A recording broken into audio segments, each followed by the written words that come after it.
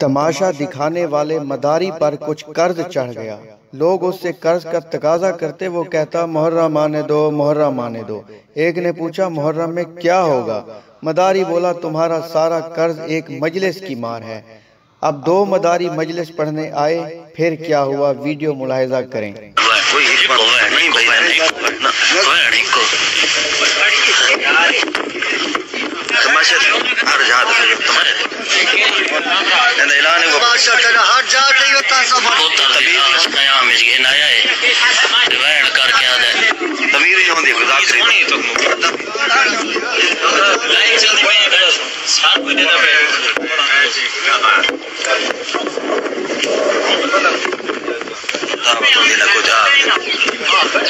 समझा